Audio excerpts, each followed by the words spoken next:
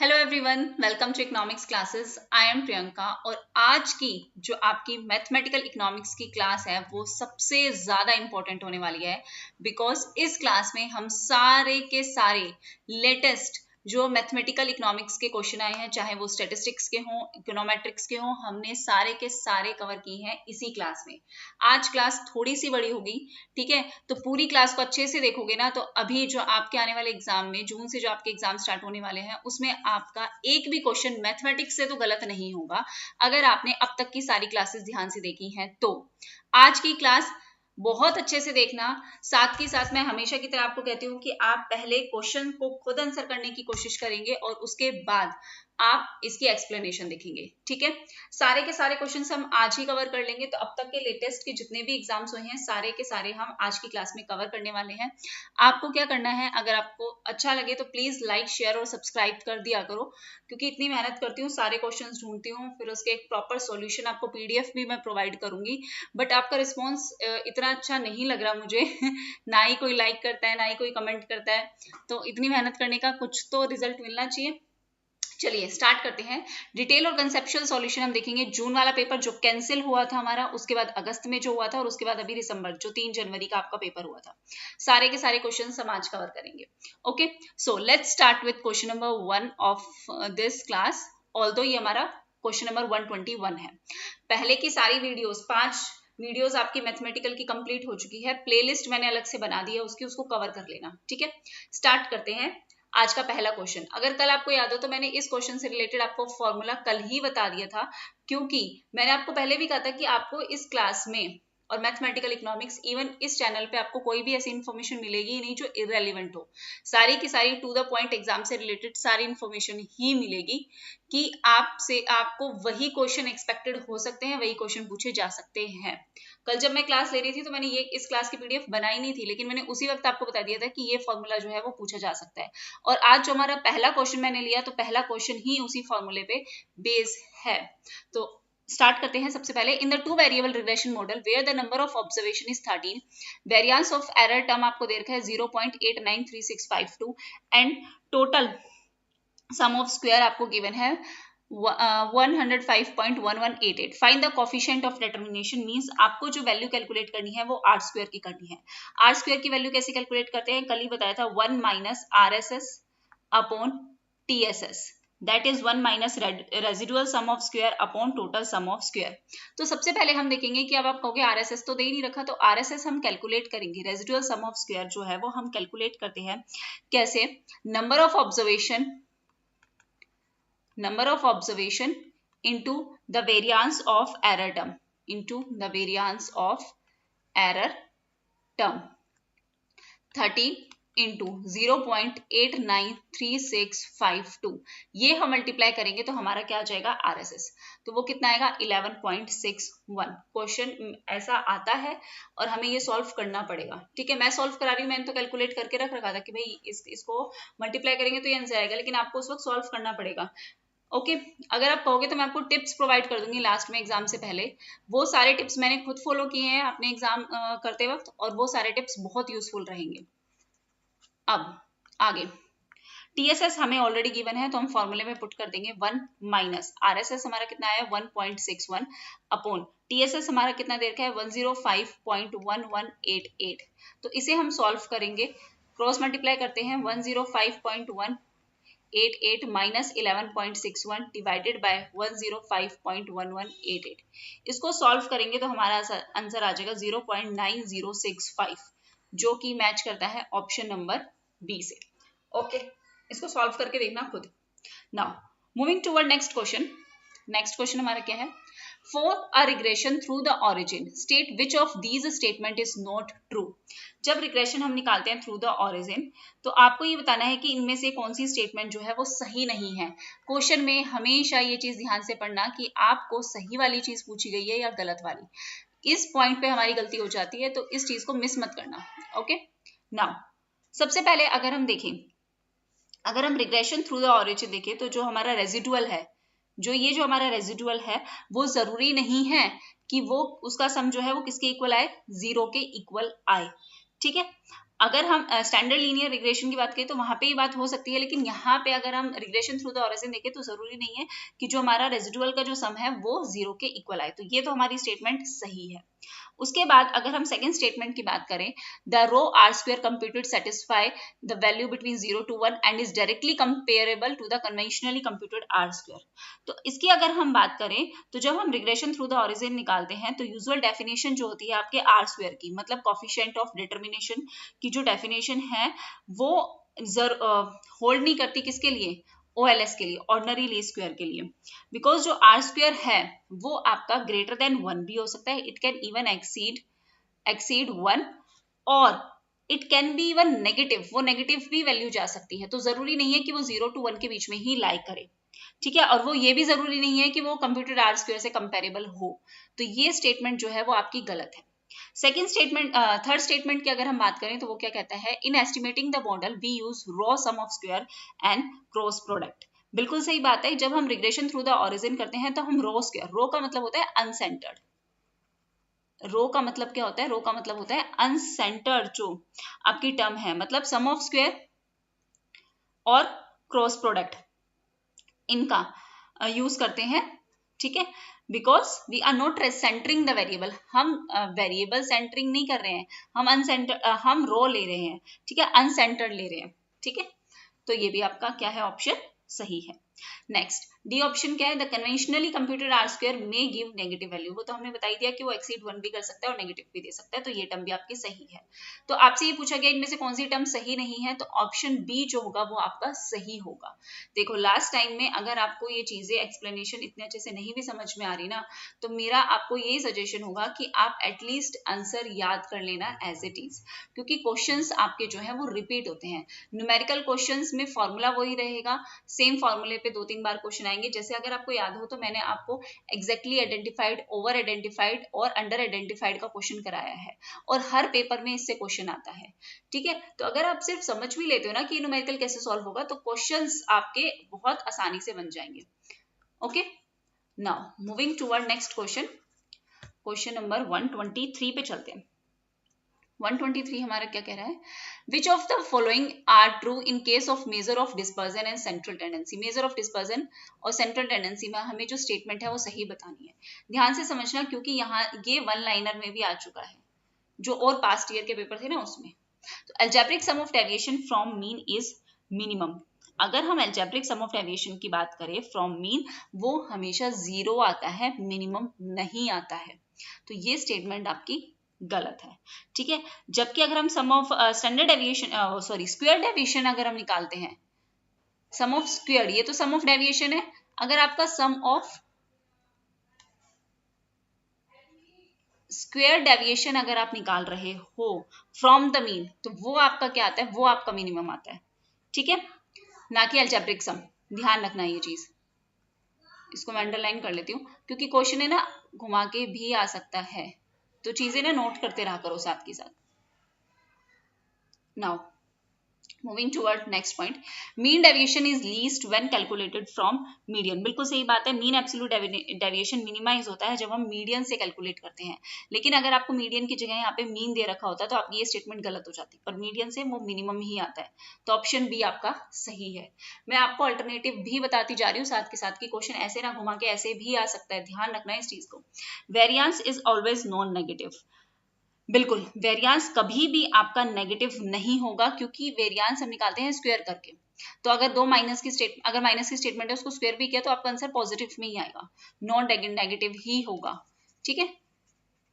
तो option number आपका सी भी सही है। नाउ अगर हम डी ऑप्शन देखें, mean, standard deviation and coefficient of variations have same unit.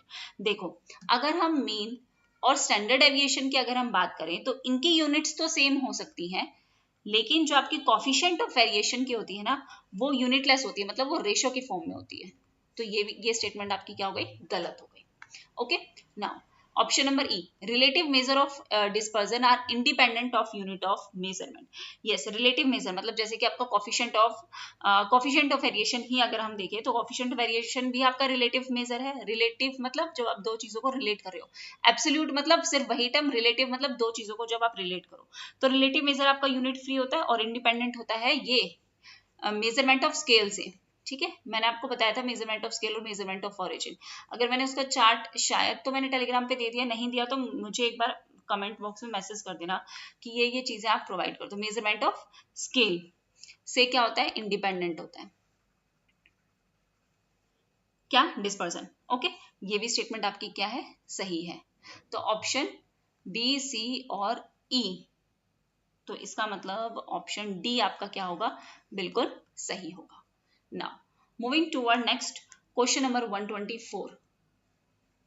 Yes, question number 124 जो है वो आपका क्या है, find the general and particular solution for the differential equation आपको दे रखी है dy by dx minus 6x plus 2 is equal to 0, जहां पे x की वैल्यू क्या है 3 और y की वैल्यू क्या है 0। इस क्वेश्चन को आपको क्या करना है, सॉल्व करना है। तो अगर आप इस इक्वेशन को यहाँ पे लेके आओ तो dy बाय dx किसके बराबर होगा, इस वाले माइनस वाले टर्म को इधर लेके जाओ तो ये किसके बराबर होगा, 6x माइनस 2 के बराबर होगा, ठीक है। अब आप इसको डेरिवेटिव निकालो, dy किया, इंटीग्रेशन किया इसका, सॉरी, तो देखो इंटीग्रेशन में पावर ऐड होती है, जबकि डिफरेंशिएशन में क्या होता है, मान लो दे रखा है 6x स्क्वायर दे रखा है, तो ये स्क्वायर आगे मल्टीप्लाई होगा 6 टू 12x और एक पावर यहाँ पे कम हो जाएगी 12x, ठीक है, जबकि इंटीग्रेशन में वो ऐड होगा।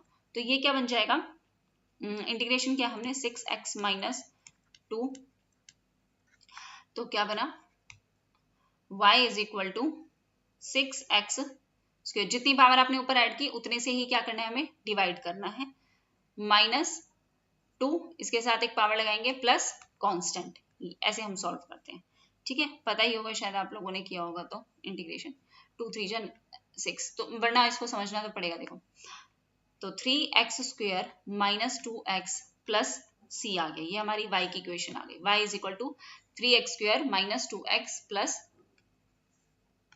6। ओके, अब इसे करेंगे सॉल्व। हमें क्वेश्चन में क्या गिवन है, क्वेश्चन में हमें गिवन है x की वैल्यू 3 और y की वैल्यू क्या 0, तो पुट कर दो, y की वैल्यू 0, x की वैल्यू 3, तो 3 x स्क्वायर मतलब 3 का स्क्वायर माइनस 2 x का की जगह 3 प्लस कांस्टेंट, तो क्या आ जाएगा 3 का स्क्वायर क्या हो गया 9 माइनस 6 प्लस कांस्टेंट c, तो 3 9 जो 27 माइनस 6 प्लस c, तो अगर हम c निकालें तो कितना आ जाएगा 27 माइनस 6 माइनस का 21 आ गया, क्योंकि आपने क्या देखा यहाँ पे 21 प्लस c, तो c क्या आ जाएगा माइनस का 21, c की वैल्यू कितनी आ गई माइनस का 21। अब इसको आप क्या करोगे, इस वैल्यू में पुट करोगे, तो y कितना आ गया आपका 3x square minus 2x minus 21, ये आपका क्या होगा, आंसर होगा। ऑप्शन देखते हैं, 3x square minus 2x minus 21, option A आपका क्या है, बिल्कुल सही है, ठीक है। पावर हम जितनी एक पावर ऐड करते हैं ऊपर तो उतनी ही पावर हम नीचे लिखते हैं, तो हमने x में अगर पावर सिर्फ एक है तो हमने एक पावर और ऐड करी तो कितना बन गया 2, और इसी 2 को क्या किया नीचे डिवाइड किया, ऐसे सॉल्व करते हैं। 2 के साथ कुछ भी नहीं है तो हमने क्या लगा दिया, x लगा दिया। Now moving to our next question, question number 125। जितने भी ओवर आइडेंटिफाइड, एग्जैक्ट आइडेंटिफाइड और अंडर आइडेंटिफाइड है वो सारे क्वेश्चन आप सॉल्व करोगे, क्योंकि मैं इसको सॉल्व ऑलरेडी मैंने इस क्वेश्चन को बहुत अच्छे से समझाया है, और प्लीज आंसर दिया करो, आपके लिए ये मेरे लिए नहीं है ये, ठीक है।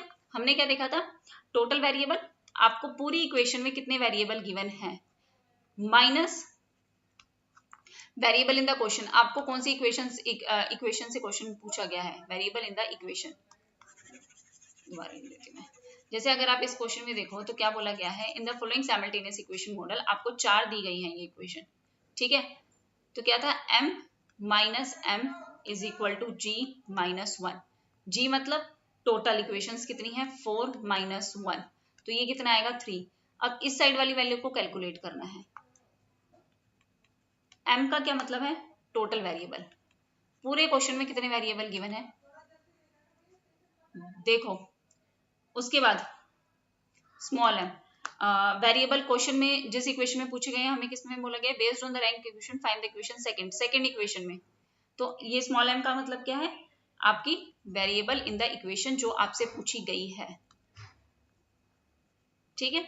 और अगर ये इक्वल आ जाए तो आपके क्या होंगे, एग्जैक्टली आइडेंटिफाइड। अगर ज्यादा आ जाए तो ओवर आइडेंटिफाइड। ये वैल्यू अगर आपकी ग्रेटर देन आ जाए तो ओवर आइडेंटिफाइड, लेस देन आ जाए तो अंडर आइडेंटिफाइड। ठीक है। अब एक चीज और मुझे यहाँ पे बतानी थी, एग्जैक्टली आइडेंटिफाइड जब आता है तो हम क्या लगाते हैं, वो इनडायरेक्ट लीस्ट स्क्वायर और टू स्टेज लीस्ट स्क्वायर। अगर आपका ओवर आइडेंटिफाइड आ जाए तो टू स्टेज लीस्ट स्क्वायर लगा सकते हैं, लाइकली इंफॉर्मेशन मैक्सिमम लाइकलीहुड, और थ्री स्टेज लीस्ट स्क्वायर लगा सकते हैं, और फुल इंफॉर्मेशन मैक्सिमम लाइकलीहुड लगा सकते हैं, और इंस्ट्रूमेंटल वेरिएबल भी लगा सकते हैं। ठीक है, ये चीज ध्यान रखना, ये क्वेश्चन डायरेक्ट आता है, ये भी क्वेश्चन कि एग्जैक्टली आइडेंटिफाइड है तो क्या लगा सकते हैं, ओवर आइडेंटिफाइड है तो क्या लगा सकते हैं। क्वेश्चन सॉल्व करके मुझे आंसर बताओगे। ठीक है। Now moving toward next question, question number 126, direct formula पे बेस है, फॉर्मूले एज इट इज याद कर लेना, सेम फॉर्मूले ही रिपीट होते हैं। तो सबसे पहले अगर हम देखें sample standard deviation, sample standard deviation का क्या फॉर्मूला है, ये वाला, under root sigma square divide by 2n, sigma square नहीं, स्टैंडर्ड डेविएशन का square. Sample variance, sample variance का ये फॉर्मूला होता है, ये सामने ही दे रखा है। Difference of two independent sample mean, हमें दो इंडिपेंडेंट सैंपल मीन का डिफरेंस निकालना है। ठीक है, तो वो कैसे निकलेगा, ये वाला फॉर्मूला है, n1/n2। Difference of two independent sample standard deviation, standard deviation दे रखा है तो हम उसके आगे बस 2 और पुट कर देंगे इसी फॉर्मूले में, तो ये आपका आंसर क्या होगा, सही होगा। तो सबसे पहले अगर हम ए ऑप्शन देखें तो उसका क्या है 3rd, बी ऑप्शन का क्या है 2, सी ऑप्शन का क्या है 4, और डी ऑप्शन का क्या है 1। फॉर्मूले एज इट इज याद कर लेना। ओके, 3 2 4 1, ऑप्शन बी हमारा क्या है, बिल्कुल सही है। Now moving to next question, question number 127 देखते हैं। क्वेश्चन नंबर 127 में भी हमें दे रखा है, टेस्ट दे रखे हैं और फॉर्मूले दे रखे हैं, Park test, Glejser's test, Koenker Bassett test, White heteroscedasticity test. तो सबसे पहले अगर हम पार्क टेस्ट की बात करें तो पार्क टेस्ट हमारा log log model, option second. ठीक है। ग्लेंजर टेस्ट की अगर हम बात करें तो ग्लेंजर टेस्ट हमारा क्या होता है, ये वाला, mu I hat b1 b2 1/xi ba। Koenker का बेसेट टेस्ट हमारा क्या होता है, ये इसमें हम y लेते हैं, y variable. White heteroscedasticity test हमारा ये वाला 4th। ठीक है, ये सारे फॉर्मूले एज इट इज याद कर लेना, ऐसे ही क्वेश्चन आते हैं। तो अगर हम पार्क टेस्ट की करें तो ऑप्शन 2, ग्लेंजर टेस्ट की करें तो 3, कोइंकर बेसेट टेस्ट की करें तो 1, वाइट हेट्रोस्टास्टिसिटी की 2 3 1 4, 2 3 1 4, पहला भी पता होता तो आंसर आ जाता। ऑप्शन डी हमारा क्या है, सही है। देखो इसमें तो मैं कुछ भी नहीं कर सकती, तो फॉर्मूले याद करने ही पड़ेंगे। Now moving to next question, yes, question number 128 हमारा क्या कहता है, in testing the restriction imposed on a model we calculated f statistics and compared this value to the table fmn-k। in this formula m की value क्या होगी। तो सबसे पहले अगर हम इस क्वेश्चन की बात करें तो इस क्वेश्चन में आपके क्या गिवन है, एक सेकेंड रुकना, यस, हमें क्या लेने पड़ेंगे, रेस्ट्रिक्टेड अनरेस्ट्रिक्टेड मॉडल से। ये पहले मैं आपको फॉर्मूला लिख के दिखाती हूँ, एफ जो टेस्ट होता है वो कैसे निकालते हैं, RSS रेस्ट्रिक्टेड का माइनस RSS अनरेस्ट्रिक्टेड मॉडल का divided by m upon RSS unrestricted divided by n minus k, ये जो आपको वैल्यू दे रखी है m n माइनस k। ठीक है, ये एग्जैक्टली ये पूरा फॉर्मूला है, तो प्लीज इस फॉर्मूले को याद कर लेना, क्वेश्चन यहाँ से डायरेक्ट आ सकता है। ठीक है, ये रेस्ट्रिक्टेड मॉडल है, residual sum of square restricted model में और residual sum of square unrestricted model में। अब अगर हम बात करें कि हमें क्वेश्चन में और क्या क्या पूछा गया, हमें m पूछा गया कि m क्या है, तो हम सारे ही देख लेते हैं। सबसे पहले हम देखते हैं n का मतलब क्या है, सबको पता होगा, n का मतलब होता है सैंपल साइज। ठीक है, k का मतलब क्या है, k का मतलब है नंबर ऑफ, क्योंकि ऐसा तो नहीं है कि आज m पूछ लिया तो कल कुछ और नहीं पूछ सकते, number of parameters in unrestricted model. और अगर हम m की बात करें तो m क्या है हमारा, number of restrictions, number of restrictions. मतलब नंबर ऑफ रेस्ट्रिक्शन भी दे सकते हैं। नंबर ऑफ रेस्ट्रिक्शन का मतलब होता है number of explanatory variable that is dropped, जो नंबर ऑफ एक्सप्लेनेटरी वेरिएबल आपने क्या किए हैं, ड्रॉप किए हैं, वही। तो इसके हिसाब से option number of regressor in two model taken together, sample size of restricted model, number of explanatory variable dropped, yes. या फिर आपको क्वेश्चन में नंबर ऑफ रेस्ट्रिक्शंस भी दे सकते हैं, तो ध्यान रखना के का मतलब नंबर ऑफ पैरामीटर जो लिए हैं आपने अनरेस्ट्रिक्टेड मॉडल में, और पूरा फॉर्मूला आपका ये है, ठीक है। ध्यान रहेगा, गलती नहीं होगी। दोबारा लिख देती हूं मैं, F is equal to RSS restricted model minus RSS unrestricted model divided by M upon RSS unrestricted model divided by N minus K, ठीक है, ध्यान रखना। Now moving to our next question, matchup का है आपका। आपको coincident regression, parallel regression, concurrent regression और dissimilar regression पूछा गया है, ठीक है। मैच करते हैं इसे। सबसे पहले अगर हम देखें कोइंसिडेंट रिग्रेशन, कोइंसिडेंट रिग्रेशन का मतलब जो भी इंटरसेप्ट है, जो भी स्लोप है, वो कोफिशिएंट होंगे, वो सेम होंगे। इंटरसेप्ट और स्लोप कोफिशिएंट क्या होंगे, सेम होंगे दो रिग्रेशन में, तभी तो वो क्या कहलाए जाएंगे, कोइंसिडेंट। तो देखते हैं, both intercept and slope in two regression are different, नहीं, they are same, both the intercept in the two regression are different but the slope are same, नहीं, both are the same in the two, yes, same होने चाहिए, तो वो क्या हो गए आपके कोइंसिडेंट रिग्रेशन। तो ए का क्या है, option number third. Parallel regression की बात करें तो इस केस में जो इंटरसेप्ट होगा टू रिग्रेशन में वो डिफरेंट होंगे, लेकिन उनके स्लोप जो है वो सेम होंगे। जो ये स्लोप होता है ना, ये स्लोप जो है वो सेम होगा, ठीक है, but the slopes are same. तो बी का ऑप्शन क्या आ जाएगा, बी का आंसर आ जाएगा 1। कंकरेंट रिग्रेशन क्या होता है, कंकरेंट रिग्रेशन में हमारे इंटरसेप्ट सेम होते हैं लेकिन स्लोप क्या होते हैं, डिफरेंट होते हैं। अच्छा बदल, हाँ, कंकरेंट में स्लोप हमारे डिफरेंट होते हैं, तो ऑप्शन नंबर 4। डिसिमिलर रिग्रेशन क्या हो गया, डिसिमिलर रिग्रेशन मतलब आपके इंटरसेप्ट और स्लोप दोनों ही क्या है, डिफरेंट है। both the intercept and the slope into regression are different। देखो कोइंसिडेंट में इंटरसेप्ट स्लोप दोनों सेम, और डिसिमिलर में इंटरसेप्ट और आपका स्लोप दोनों क्या होंगे, डिफरेंट। ये चीज याद रखना, ठीक है। तो 3, 1, 4 और 2, 3, 1, 4, 2, ऑप्शन डी आपका क्या है, बिल्कुल सही है। Okay, now moving to our next question. Next question हमारा क्या है, question number 130। Given that y is equal to 1 plus x upon y upon 1 minus 2x, हमें करेक्ट अल्टरनेटिव बताना है। तो ये क्वेश्चन हम कैसे सॉल्व करेंगे, देखो यहाँ पे हमें डेरिवेटिव निकालना है y with respect to x। Step by step देखेंगे। ये क्वेश्चन वाला जो है वो ये जो हम यहाँ पे हमें फॉर्मूला लगाना है वो डिफरेंशिएशन का क्वोशिएंट वाला फॉर्मूला लगाना है, ठीक है। 2 बार आ चुका है कि क्वोशिएंट वाला फॉर्मूला, जिसमें आप डायरेक्ट क्वोशिएंट रूल जो है वो याद कर लो। वो क्या आता है, d by D X u by v। कैसे निकालते हैं, अगर हमने v लिया है तो v into D you by D x, minus अगर आपने u लिया है, पहले v लेंगे ये वाला, फिर आप लेंगे u लिया है तो किसे मल्टीप्लाई करेंगे, dv बाय डी एक्स, हो गया याद। Okay, divided by v square. अब आप कहोगे u क्या है, v क्या है, तो u आपकी कौन सी टर्म है, u आपकी टर्म होती है ये ऊपर वाली न्यूमरेटर 1 प्लस x, ठीक है। और v आपकी क्या टर्म है, आपका डिनोमिनेटर 1 माइनस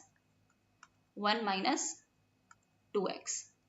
क्वेश्चन कैसे सॉल्व करेंगे, सबसे पहले v लेंगे into D you by D x, minus u लेंगे तो dv बाई डी एक्स। अगर मैं u का क्या निकालती हूँ, du बाई डी एक्स निकालती हूँ, क्योंकि हमें क्वेश्चन में चाहिए du बाई डी एक्स और dv बाई डी एक्स, तो हमने डेरिवेटिव निकाला u with respect to x, तो क्या निकलेगा, 1 तो आपकी कांस्टेंट टर्म है और x के पास कौन सी क्या पावर है, मैंने आपको क्या बताया था डिफरेंशिएशन में, अगर जो भी पावर है वो पावर क्या आ जाती है आगे, तो ये क्या आ जाएगी 2x। x स्क्वायर है तो क्या हो जाएगा, इसका डिफरेंशिएशन 2x हो जाएगा, और यहाँ पे सिर्फ x है तो x के ऊपर क्या है, पावर 1, तो 1 आगे आ जाएगा, ठीक है। तो यहाँ पे क्या आ गया 1। अगर मैं इसका निकालती हूँ v का, तो क्या आएगा dv बाय dx, और यहाँ पे 1 तो कांस्टेंट टर्म है, हटा दो, और यहाँ पे सिर्फ क्या आएगा -2 वैल्यू बचेगी। तो ये du/dx आ गया आपका 1 और dv/dx क्या आ गया -2। अब इसको हमें इसको फॉर्मूले में क्या करना है, पुट करना है। फॉर्मूले में पुट करते हैं। तो सबसे पहले हमें क्या करना है, v मतलब हमारी कौन सी टर्म, डिनोमिनेटर। तो v हमारा क्या है 1 - 2x मल्टीप्लाई बाय du/dx हमारा कितना निकला है 1। ओके,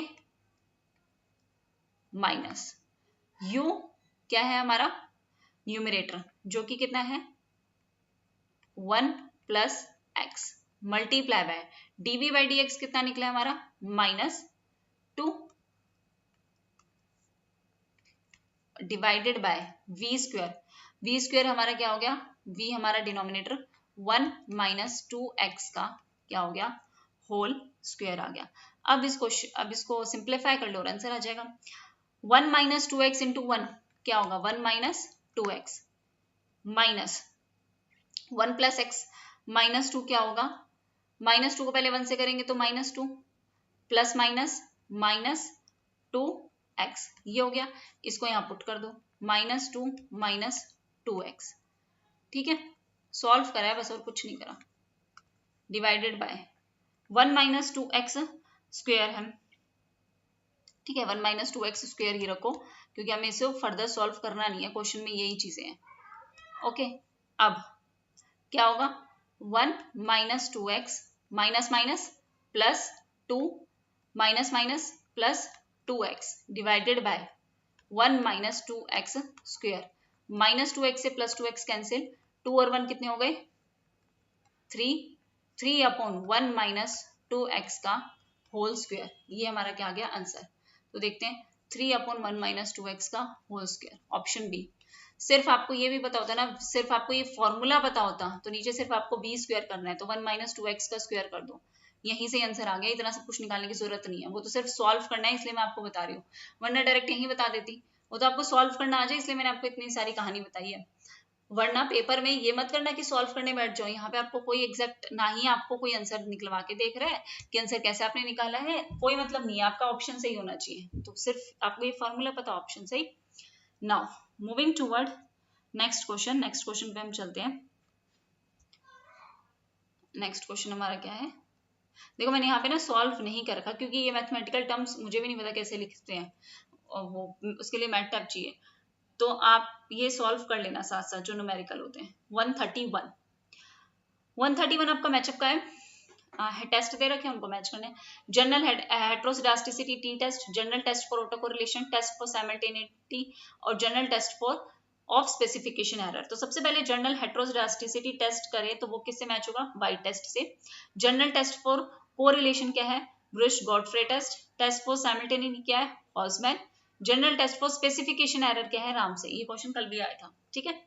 तो इसके अकॉर्डिंग ऑप्शन क्या है 1 2 3 4, अच्छा सॉरी 1 2 3 4 कैसे आ गया, ए का क्या है आपका 3, बी का क्या है 4, सी का क्या है 2 और डी का क्या हो गया 1, 3 4 2 1, 3 4 2 1, यस ऑप्शन सी आपका क्या होगा, बिल्कुल सही होगा। Now moving toward next question number 132 पे चलते हैं, और 132 आपको क्या कह रहा है, हेट्रोस्केडास्टिसिटी में arise due to various reason. जो हेट्रोस्केडास्टिसिटी होती है वो बहुत सारे रीजंस की वजह से होती है, which one of the following is not a reason, इनमें से कौन सा रीजन नहीं है। तो सबसे पहले आपको ये पता होना चाहिए, वैसे तो मैंने हर क्वेश्चन में बताया हेट्रोस्केडास्टिसिटी का मतलब क्या होता है, एक ऐसी कंडीशन जहां पे वेरिएंस ऑफ एरर टर्म आपकी कांस्टेंट नहीं है across the observations in the किसमें, रिग्रेशन मॉडल में। It means a condition where variance of error term, जो एरर टर्म में जो आपका वेरिएंस आ रहा है इज नॉट कांस्टेंट, वो आपका कांस्टेंट नहीं है across the observation in the regression model. Okay, अब ये वॉयलेट करता है one of the key assumption of classical linear regression model. अगर आपने मैंने तो शायद टेलीग्राम पे भी हाँ शेयर किया है ना क्लासिकल लीनियर रिग्रेशन मॉडल के अपने खुद के जो नोट्स मैंने बनाए थे वो, तो क्लासिकल लीनियर रिग्रेशन मॉडल की वन ऑफ द अजम्पशन क्या है कि होमोजेनिटी वेरिएंस वो क्या होगा, कांस्टेंट। होमोस्टैटिसिटी वेरिएंस आपका क्या है, कांस्टेंट, मतलब ui upon xi is equal to standard deviation का स्क्वायर, और ये क्या होगा आपका कांस्टेंट वेरिएंस। याद है, इसका मतलब हेट्रोस्केडास्टिसिटी अगर आ रहा है, इसका मतलब ये क्या है, homoscedasticity, classical linear regression model की अजम्पशन। और हेट्रोस्केडास्टिसिटी आ रहा है मतलब there is a variance of error term which is not constant. तो ये क्लासिकल लीनियर रिग्रेशन मॉडल की one of the key assumption को क्या कर रहा है, वॉयलेट कर रहा है, तभी हमारा क्या आ रहा है, हेट्रोस्केडास्टिसिटी आ रहा है। ठीक है, क्योंकि CLRM में हम क्या एज्यूम करते हैं, होमोस्केडास्टिसिटी। अब हर एक ऑप्शन को क्या करते हैं, एनालाइज करते हैं। सबसे पहले एक्सट्रीमली लो और high values of X and Y coordinates in the data set. बिल्कुल है, अगर बहुत ज्यादा हाई वैल्यू है, बहुत ज्यादा लो वैल्यू है, तो इसकी वजह से हेट्रोस्केडास्टिसिटी आ सकती है, because it shows that there is a large variation, बहुत ज्यादा वेरिएशन आ रहा है, जिसकी वजह से चेंज होंगे आपके अक्रॉस द डाटा, आपके बहुत ज्यादा लार्ज वेरिएंस आ रहा है, कभी बहुत ज्यादा या बहुत कम आपने वैल्यू ली है, तो ये तो रीजन है हेट्रोस्केडास्टिसिटी का। Correlation of variable over the time period, नहीं, इसकी वजह से हेट्रोस्केडास्टिसिटी नहीं होती, कोरिलेशन है तो ओके क्योंकि ये किसे बता रहा है कि correlation of the variable over time, इसका मतलब there is auto correlation, there is a auto correlation, और ऑटो कोरिलेशन कहता ही यही है that there is a error over the time period. So ये रीजन नहीं है आपका हेट्रोस्केडास्टिसिटी का। एक सेकेंड,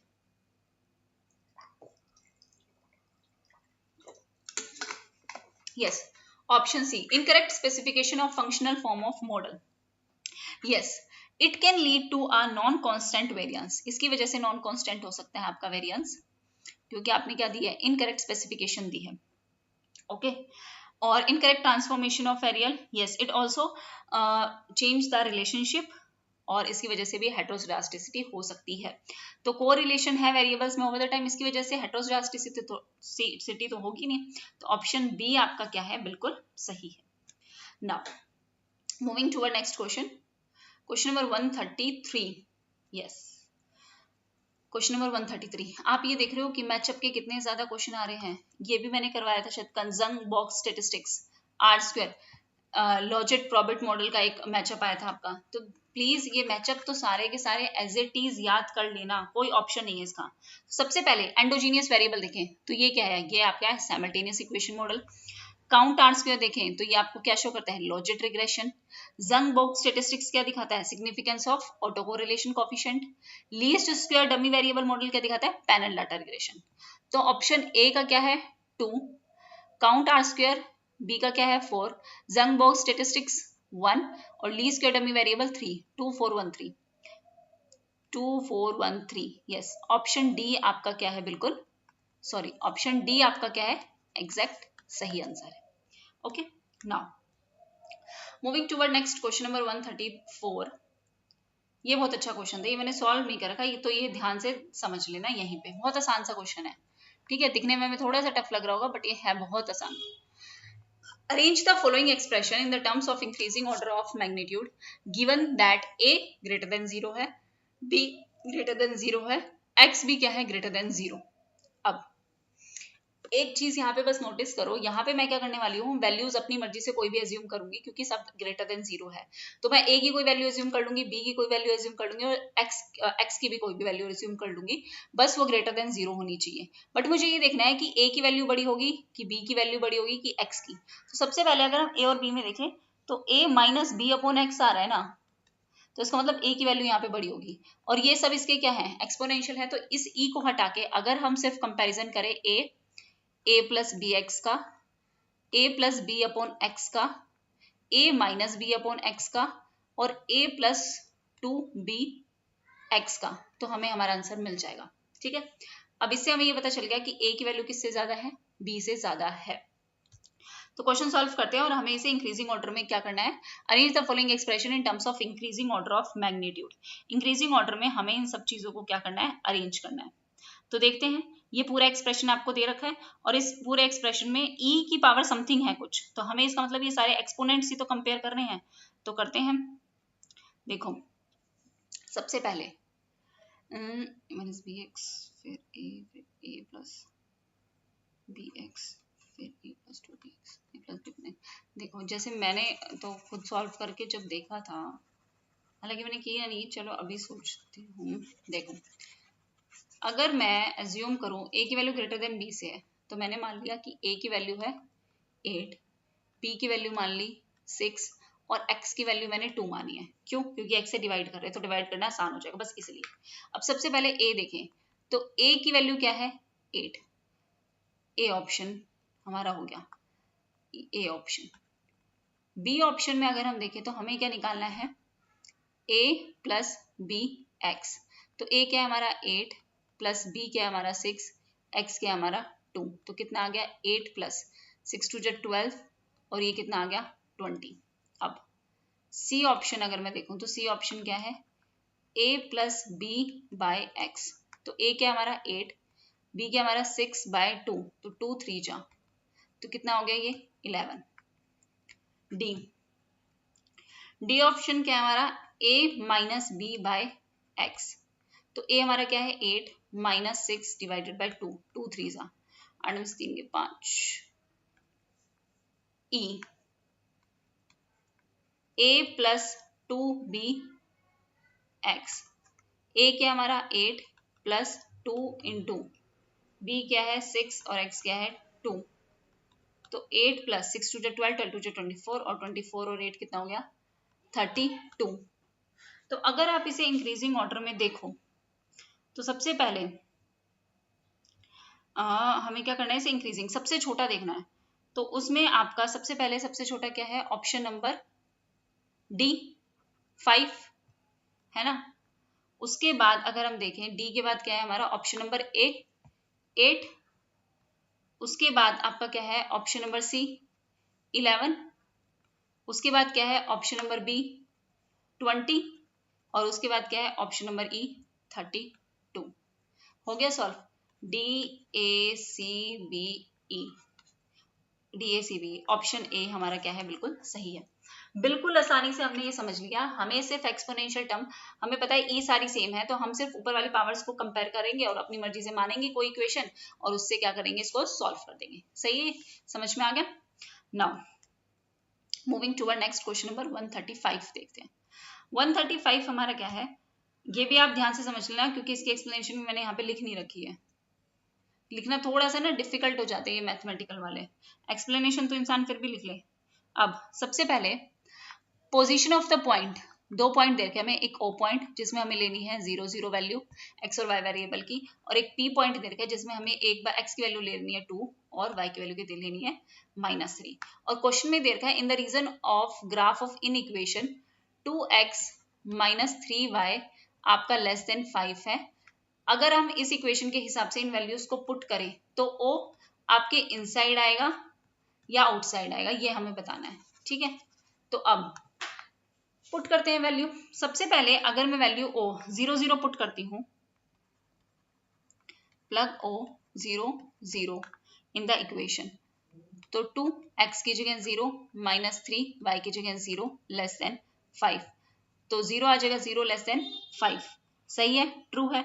अगर ये सही है तो इसका मतलब ओ कहाँ है? इनसाइड लाई कर रहा है। ठीक है, और अगर अब मैं पॉइंट P देखती हूँ, तो प्लग P पॉइंट 2 और -3 इन द इक्वेशन, अगर मैं पुट करती हूँ तो 2x - 3y, 2x की जगह रखा 2 -3 y की जगह रखा -3, ये क्या आना चाहिए? Less than 5। तो 2 2 जा 4 माइनस माइनस प्लस 3 3 जा 9 लेस देन 5 आना चाहिए। 4 + 9 कितना हो गया? 13। क्या ये सही है? नहीं, फॉल्स है। तो अगर ये फॉल्स है तो इसका मतलब ये P क्या कर रहा है? आउटसाइड द रीजन लाई कर रहा है। ठीक है, ध्यान रखना। अगर ये आपकी चीज सही आ जाए, ट्रू आ जाए, तो इसका मतलब ये इनसाइड लाई कर रहा है, अगर फॉल्स आ जाए तो आउटसाइड लाई कर रहा है। तो इसके हिसाब से ऑप्शन ए, ओ इनसाइड और पी आउटसाइड, ऑप्शन ए हमारा क्या होगा? बिल्कुल सही होगा। समझ में आ गया। मैं बिल्कुल आसान लैंग्वेज में समझाने की कोशिश करती हूँ कि दिक्कत ना हो, जो जिन्होंने मैथमेटिक्स नहीं भी किया ना उनको भी आ जाए, क्योंकि देखो जिनके पास मैथमेटिक्स था उनके लिए तो इजी है, उनके लिए तो कुछ भी नहीं है। प्रॉब्लम सिर्फ सारी उन बच्चों के पास आती है जिनके पास नहीं था, जिन्होंने नहीं किया, या था भी तो जिन्होंने अच्छे से नहीं किया, उनके साथ प्रॉब्लम है। तो मेरी कोशिश यही रहती है, इसलिए मैंने ये सीरीज स्टार्ट की है कि बाकी सारी यूनिट्स तो हम फिर भी घूम फिर के कहीं ना कहीं से कर ही लेते हैं। ये एक ऐसी यूनिट है जो हमें एक तो मुश्किल से मिलती है और मिल भी जाए तो ईजी वे में हमें कोई समझा दे, क्योंकि मैंने खुद ये प्रॉब्लम फेस की थी, मुझे भी कोई बहुत बढ़िया मैथमेटिक्स नहीं है, तो मैंने खुद चीज़ों को अच्छे से समझा था और ये तरीका निकाला था कि भाई मैं उसको सबसे आसान तरीके से कैसे समझ सकती हूँ, और वही तरीका मैं आप लोगों के लिए यूज़ करती हूँ ताकि आप लोगों को भी एकदम आसानी से समझ में आ जाए। तो मेरी तो बस इतनी सी रिक्वेस्ट है, प्लीज़ चैनल को ज़्यादा से ज़्यादा शेयर करो ताकि जो इतनी मेहनत लग रही है वो फ्रूटफुल हो। ठीक है, now moving to next question number 136 हम देखते हैं। यस, यहाँ पे हमें क्वेश्चन क्या दे रखा है, क्वेश्चन हमें दे रखा है the quadratic form of O X A X square plus B Y square plus 2hxy where x is equal to y is equal to 0 is negative for all values। वो क्या होना चाहिए, is negative for all values other than x is equal to y is equal to 0 if and only if। कब होगा? तो देखो, definite negative के लिए हमारी दो सिचुएशन जो है वो लाई करती है। नेगेटिव डेफिनेट होना चाहिए, इसका क्या मतलब है? इसका ये मतलब है कि एक तो हाँ, कंडीशन क्या है, सॉरी कंडीशन ही बता देती हूँ डायरेक्ट, इतना घूमने की जरूरत नहीं है। सबसे पहले कंडीशन ये है कि ए की वैल्यू आपकी क्या होनी चाहिए, लेस देन 0 होनी चाहिए। ये कंडीशन है, एज इट इज याद करनी है। और दूसरा जो हम इसका डिटर्मिनेंट निकालेंगे ना, जैसे मान लो डिटर्मिनेंट क्या है, ए बी और एच, ये हमारे डिटर्मिनेंट है। तो हमने इसके डिटर्मिनेंट निकाला ए एच और एच बी। तो अगर मैं इसको सॉल्व करती हूँ, सॉल्व करूंगी, इसको इससे मल्टीप्लाई करूंगी और इसको इससे मल्टीप्लाई करूंगी, तो A B minus H square वो आपका ग्रेटर देन 0 आना चाहिए। ठीक है, नेगेटिव के लिए। तो देखते हैं, इसका मतलब ए लेस देन 0, ए लेस देन 0 और ए एच और एच बी ये क्या होना चाहिए, ग्रेटर देन 0। तो ऑप्शन सी हमारा क्या होगा, बिल्कुल सही होगा। Now moving toward next question, question number 137 देखेंगे। अ feasible solution in a linear programming, linear programming में जो हमारा फिजिबल सॉल्यूशन है वो क्या होगा? सबसे पहले option A, must satisfy all the problems construction simultaneously, हमारी कंस्ट्रक्शन प्रॉब्लम्स को साइमल्टेनियसली वो क्या करे, सेटिस्फाई करे। दूसरा, need not satisfy all the constraint only some of them. क्या जब हमने क्वेश्चन निकाला था मैक्सिमाइज या मिनिमाइज सब्जेक्ट टू कंस्ट्रेंट, और मैंने कहा था इतने आपको कंस्ट्रेंट दे रखे हैं, जैसे मान लो कि अगर हम एक एग्जांपल लें कि मेरे को पता है मेरे पास ये बजट है कि मैं ए एक्स प्लस बी वाई वो मैं ग्रेटर देन इक्वल टू इतनी इनकम में कर सकती हूँ, ये मेरी मैक्सिमम लिमिट है, और सब्जेक्ट टू कंस्ट्रेंट दे रखा है, या फिर मैं मान लेती हूँ कि इतना मुझे प्रोडक्शन करना है। ठीक है, और कंस्ट्रेंट क्या देखा है, मेरे रिसोर्सेज के कंस्ट्रेंट है, लेबर का कंस्ट्रेंट है, लैंड का कंस्ट्रेंट है, लिमिटेड है, इन्हीं सब में मुझे इतनी प्रोडक्शन जो है वो करनी है। तो हमारे सारे कंस्ट्रेंट जो सेटिस्फाई होने चाहिए कि नहीं होने चाहिए, सोचो अब आप ये बात कि जितने भी मेरी लिमिट है वो सेटिस्फाई तो होनी चाहिए ना। लिमिटेड लैंड है, अनलिमिटेड तो आ नहीं सकता। Must be corner point in non feasible region, अगर एक फिजिबल सॉल्यूशन निकल रहा है तो वो सिर्फ क्या कॉर्नर पॉइंट में निकलेगा। अगर याद हो तो मैंने आपको एक ऑप्शन बताया, वो एक डायग्राम याद है, एक डायग्राम समझाया था जिसमें मैंने बताया था कि इसके अंदर आपके मल्टीपल ऑप्शंस, मल्टीपल आंसर आ सकते हैं, इस पॉइंट पे नहीं आएंगे। डायग्राम बना के मैंने समझाया था। देखो क्या बताया था कि मान लो ये एक हमारी कौन साइड लाइन है, ये हमने एक ले लिया ऑब्जेक्टिव फंक्शन, ये हमारे क्या है, कंस्ट्रेंट। तो इसके अंडर जितने भी आ रहे हैं वो सब आपको ये सारी चीजें, ये सब आपके सॉल्यूशन है। तो ये सब आपको क्या प्रोवाइड कर रहे हैं, मैनी सॉल्यूशन प्रोवाइड कर रहे हैं। ठीक है, दूसरा डायग्राम ये बताया था जो आपको क्या बता रहा था कि मान लो आपने ये ऑब्जेक्टिव फंक्शन लिया और ये कंस्ट्रेंट ले लिए, तो इनके बीच में जो लाई कर रहा है वो आपके अनबाउंडेड फिजिबल रीजन है। अब देखो ये जो लाई कर रहा है ये कहाँ तक जाएगा नहीं पता, यहाँ से कहाँ तक जा रहा है नहीं पता, तो ये आपको क्या बता रहा है, अनबाउंडेड फिजिबल सॉल्यूशन बता रहा है, क्योंकि ये कोई क्लोज सेट नहीं है ना, ये तो एक क्लोज सेट है, इसके अंदर ही लाई कर रहा है। या फिर अगर आपका ये डायग्राम बना हुआ है, मान लो आपने एक ऑब्जेक्टिव फंक्शन लिया और एक आपने लिया क्या, कंस्ट्रेंट लिया, तो अगर हम इसके बीच में देखें तो कॉमन क्या है, कॉमन यहाँ पे भी कुछ नहीं और यहाँ पे भी कुछ नहीं, तो इसके यहाँ लाई कर रहे हैं और इसके यहाँ लाई कर रहे हैं, तो ये आपको कोई कॉमन रीजन नहीं दे रहे, तो मतलब कोई सॉल्यूशन नहीं है, कोई यूनिक सॉल्यूशन नहीं है।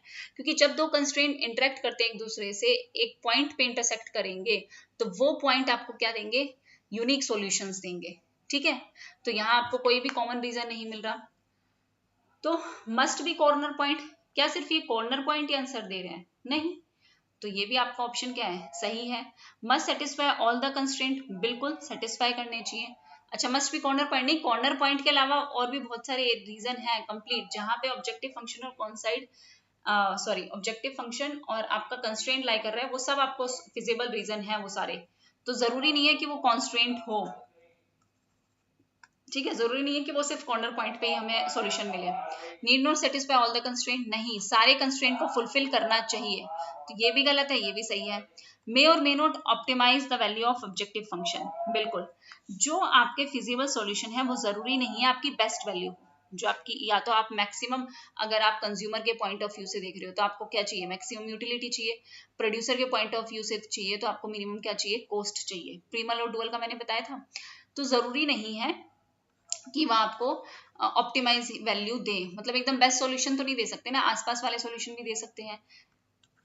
तो वो क्या है, मैनी सॉल्यूशंस, यूनिक सॉल्यूशंस सब दे सकते हैं, तो वो जरूरी नहीं है आपको एकदम मैक्सिमम वैल्यू या बेस्ट सुटेबल वैल्यू ही प्रोवाइड करें, उसके आसपास वाली वैल्यू भी प्रोवाइड कर सकते हैं, सही है। मस्ट बी ग्रेटर देन और इक्वल टू 0, नहीं, हमने जो कंडीशन पढ़ी थी वो क्या थी, नॉन नेगेटिविटी की कंडीशन, यही कंडीशन पढ़ी थी, वही पार्ट है हमारी फिजिबिलिटी का, कि हम जो कंस्ट्रेंट बना रहे हैं वो कंस्ट्रेंट आपके ग्रेटर देन 0 होने चाहिए, non must be greater than और इक्वल टू 0 होने चाहिए, है ना, नॉन नेगेटिविटी होनी चाहिए, लेस देन नहीं होने चाहिए मतलब। तो मस्ट बी ग्रेटर देन और इक्वल टू 0, तो ये ऑप्शन भी आपका क्या है, सही है। तो ऑप्शन ए डी ई हमारे सही है, तो इसके हिसाब से ये ऑप्शन क्या है आपका ए, ये क्या है, बिल्कुल सही है। Okay, now moving to our next question. Next question क्या है आपका, question number 138। Yes, A and B are two events such that A complement हमें दे रखा है 0.4 and probability of A intersection B हमें कितना दे रखा है 0.2, तो हमें निकालना है A intersection B complement, ये हमें निकालना है आंसर। अगर आपको याद हो तो मैंने ये फॉर्मूले बताए थे, इंपॉर्टेंट फॉर्मूलाज बताए थे सारे। देखो, हमें यहाँ पे निकालना है probability of A intersection B complement, ये निकालना है हमें। तो ये हम कैसे निकालते हैं, सबसे पहले मैंने कहा था कि जिसके ऊपर आपका कॉम्प्लीमेंट नहीं है, तो सबसे पहले वो लिखेंगे P A minus probability of A intersection B, ये इसका फॉर्मूला है, ठीक है। अब प्रोबेबिलिटी ऑफ A क्या होगी, देखो प्रोबेबिलिटी ऑफ हमें A कॉम्प्लीमेंट दे रखा है कितना 0.4, हम जो टोटल मानते हैं वो कितना मानते हैं 1, तो A में क्या आएगा, जो A में नहीं आएगा वो क्या होता है A कॉम्प्लीमेंट, है ना। टोटल 1 है तो A में कितना बचा 0.6, A में कितने आ गई, प्रोबेबिलिटी ऑफ A कितनी होगी 0.6, बची हुई क्या हो गई A कॉम्प्लीमेंट, टोटल 1, तो प्रोबेबिलिटी ऑफ A कितना हो गया 0.6 minus probability of A intersection B हमें कितना दे रखा है 0.2, तो आंसर कितना आ गया 0.4, सही आंसर है। अब क्वेश्चन में यहाँ पे हमें probability of A intersection B complement दे रखा था, अगर हमें क्वेश्चन में दे दे probability of A complement intersection B, तो क्या आंसर होगा, इसका मतलब कॉम्प्लीमेंट किस पे नहीं है, बी पे नहीं है, तो probability of B minus probability of A intersection B, ये हमारा क्या होता है, बिल्कुल सही फॉर्मूला होता। तो ध्यान रखना, अगर फॉर्मूला हमें इससे आया है तो इससे भी आ सकता है, याद रहेगा। Now moving to next question, question number 139। देखो 139 क्वेश्चन क्या देखा है, to test H naught mu और जो आपका हाइपोथेसिस पॉपुलेशन मीन है, when both mu and standard deviation are unknown, तो रेलेवेंट टेस्ट स्टैटिस्टिक्स क्या होगा।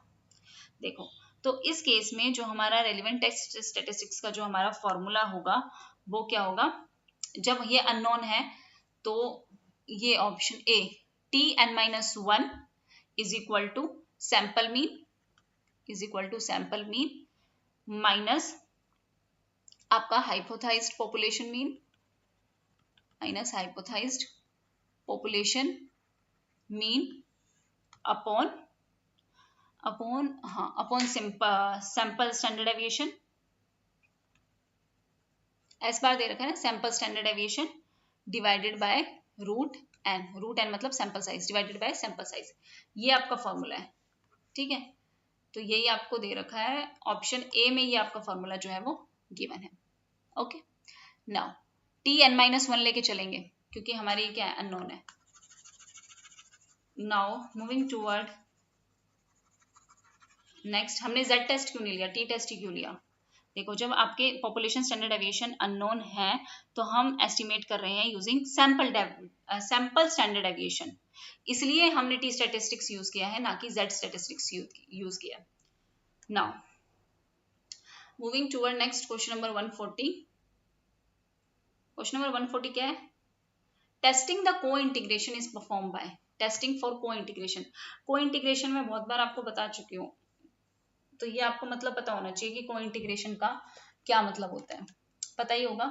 इतनी बार मैंने आपको बता दिया कि को इंटीग्रेशन किसे कहते हैं, जिसमें हमें डायरेक्शन पता चलती है या कॉज एंड इफेक्ट पता चलते हैं। अच्छा, वो तो मैंने को रिलेशन बताया था ना, हाँ, तो बता दो को रिलेशन हम किसे कहते हैं। को रिलेशन में हमें कॉज और इफेक्ट के बारे में नहीं पता चलता, सिर्फ और सिर्फ किसके बारे में पता चलता है कि दो वेरिएबल आपस में रिलेट करते हैं या फिर नहीं करते, तो वो होते हैं को रिलेशन। भूल गई थी मैं भी।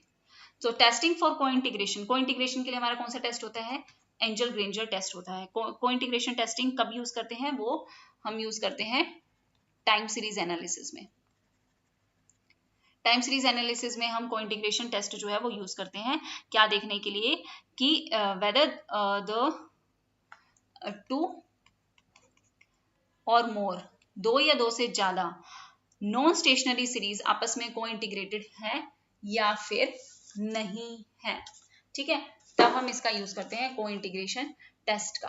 अब मैंने बताया था कि स्टेशनरी की क्या कंडीशन है, रिवाइज कर लें इसके साथ साथ। तो स्टेशनरी की कंडीशन हमने क्या देखी थी, YT इज स्टेशनरी, क्योंकि ये क्वेश्चन 2-3 बार आ चुका है।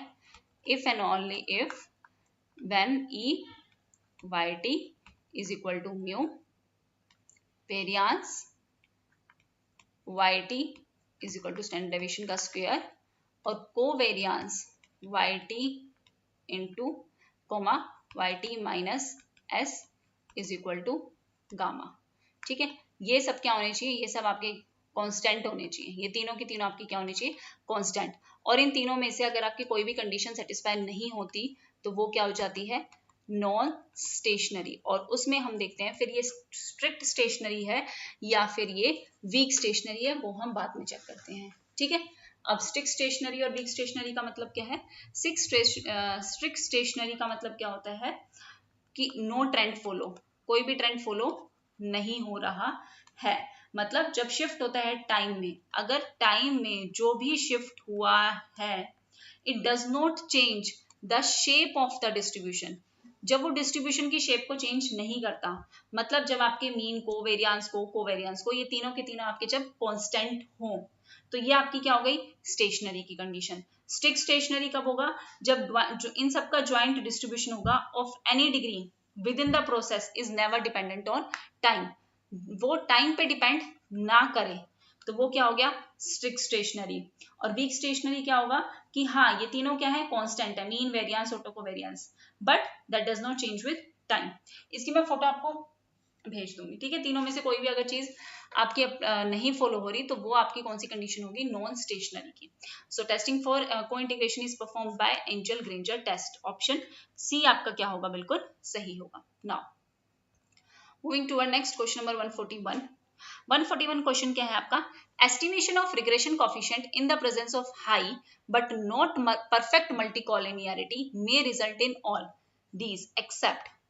ठीक है, जब हमने रिग्रेशन कोफिशिएंट एस्टिमेट किया in presence of high but not perfect multicollinearity के केस में, तो ये सब हो सकता है except one of the thing, इनमें से क्या चीज नहीं हो सकती। तो सबसे पहले देखें तो क्या ऑप्शन है, high confidence interval of estimate, high confidence interval of estimate होगा। तो यस, क्योंकि हाई मल्टीकोलिनियरिटी क्या करती है, it inflate your standard error, ये आपके स्टैंडर्ड एरर को बढ़ा देती है, जिसकी वजह से आपका जो कॉन्फिडेंस इंटरवल है वो क्या हो जाता है, वाइड हो जाता है। तो ऑप्शन ए आपका सही है। Second option, almost all the estimates are statistically significant, नहीं, जबकि मल्टीकोलिनियरिटी क्या करता है, आपकी जो स्टेटिस्टिकल सिग्निफिकेंस है उसे रिड्यूस करता है। ठीक है, बिकॉज क्योंकि स्टैंडर्ड एरर बढ़ रहे हैं तो आपकी स्टेटिस्टिकल सिग्निफिकेंट क्या होगी, रिड्यूस होगी। तो ये स्टेटमेंट आपकी सही नहीं है। अ हाई आर स्क्वायर, बिल्कुल मल्टी कॉलिनियरिटी की वजह से हमारे जो आर स्क्वायर है वो हाई हो जाता है even when individuals are not significant. जब इंडिविजुअल्स निकालते हैं प्रेडिकेट करने के लिए, फ्यूचर प्रेडिक्शन के लिए, चाहे वो सिग्निफिकेंट हो या ना हो, हमारा आर स्क्वायर मल्टी कॉलिनियरिटी की वजह से हाई होता है। दूसरा, एस्टिमेट्स आर ब्लू, बिल्कुल सही बात है। जो आपके एस्टिमेट्स होंगे OLS estimates, it remain blue. Remain blue का मतलब बेस्ट लीनियर अनबाइज्ड एस्टिमेटर्स आपके रहेंगे अंडर गॉस मार्कव, मैचअप में था ये, इसमें बता रही हूँ, under Gauss Markov assumptions. Okay, so option B आपका यहाँ पे क्या होगा, सही आंसर होगा। Now moving to our next question number 142। ANCOVA model include regressors that are, ANCOVA model में कौन से रिग्रेसर्स होते हैं, ये सब आपके अगस्त वाला जो कैंसिल हुआ था शायद वही वाला पेपर चल रहा है अभी। ANCOVA model include regressors that are quantitative, qualitative, categorical या बोथ क्वांटिटेटिव एंड क्वालिटेटिव। तो सबसे पहले अगर हम बात करें क्वांटिटेटिव वेरिएबल्स की, एनकोवा, एनकोवा का मतलब क्या है, एनालिसिस ऑफ कोवेरियांस, ठीक है। अगर क्वांटिटेटिव वेरिएबल की बात करें तो इसे हम कहते हैं कोवेरिएट्स, और क्वालिटेटिव वेरिएबल्स की बात करें तो उसे हम कहते हैं फैक्टर्स और ग्रुपिंग्स। तो अगर हम एनकोवा की बात करें तो एनकोवा जो मॉडल है वो आपके क्वांटिटेटिव वेरिएबल की भी हेल्प करते हैं, मतलब वेरिएबिलिटी को, क्वांटिटेटिव वेरिएबल जैसे आपकी एज है, इनकम है, ये क्वांटिटेटिव है, इनको भी करेंगे, और क्वालिटेटिव का भी कंपैरिजन अलाउ करेंगे। क्वालिटेटिव मतलब जैसे आपकी जेंडर है, ये आपकी क्वालिटी है, तो इसको भी करते हैं। तो both ANCOVA include both type of regressors, both quantitative and qualitative, age, income, इन चीजों को भी, और जेंडर जैसी क्वालिटेटिव चीजों को भी। तो both A and B are true. Now moving to our next question. Next question आपका किससे है, इनपुट आउटपुट मैट्रिक्स से रिलेटेड है। यस, अगर आपको याद हो तो मैंने जब इनपुट आउटपुट मैट्रिक्स का क्वेश्चन कराया था तो मैंने एक एग्जांपल भी लिया था, इसलिए लिया था क्योंकि ये क्वेश्चन आ चुका है। तो इनपुट आउटपुट मैट्रिक्स आपकी दो सेक्टर इकोनॉमी गिवन है, और एक्सटर्नल डिमांड फॉर आउटपुट आपको गिवन है। आपको क्या निकालना है, optimum level of output of the two commodities, ठीक है। Optimum level of output, x की जो वैल्यू है, x1 x2, ये वैल्यू आपको क्या करनी है, कैलकुलेट करनी है, ठीक है। आपको क्वेश्चन में क्या गिवन है, आपको क्वेश्चन में आपकी जो टू सेक्टर इकोनॉमी का इनपुट आउटपुट मैट्रिक्स भी गिवन है और आपकी डिमांड भी गिवन है। तो इसकी स्टैंडर्ड इक्वेशन क्या बनती है, देखो डिमांड जो है वो कैसे कैलकुलेट होता है, सॉरी और बाद में देखेंगे, हमें क्या निकालना है, आउटपुट निकालना है। तो आउटपुट कैसे क्रिएट होगा, ए एक्स प्लस आपकी डिमांड। ए का मतलब आपके जो इनपुट आउटपुट मैट्रिक्स है वो एक्स और डिमांड। अब इसका मतलब क्या है, देखो ध्यान से समझना है क्वेश्चन। इट मींस एक साइड ले आएंगे हम टर्म्स को, x minus A X is equal to D, x common निकाला, i minus A is equal to D. अब ये जो i है ये किसे हम आइडेंटिटी मैट्रिक्स में से, ये जो आपको इनपुट आउटपुट मैट्रिक्स है उसे माइनस करेंगे और फिर हम जो है फाइनल x मतलब फाइनल आउटपुट जो है वो कैलकुलेट करेंगे। अब देखो सबसे पहले हमें, अगर आपको मैंने बताया था identity matrix 1 to 1 2 2 into 2 matrix ये भी बताई थी, मतलब हम डायगनली क्या लेंगे 1 और बचे ऑप्शन क्या होंगे 0।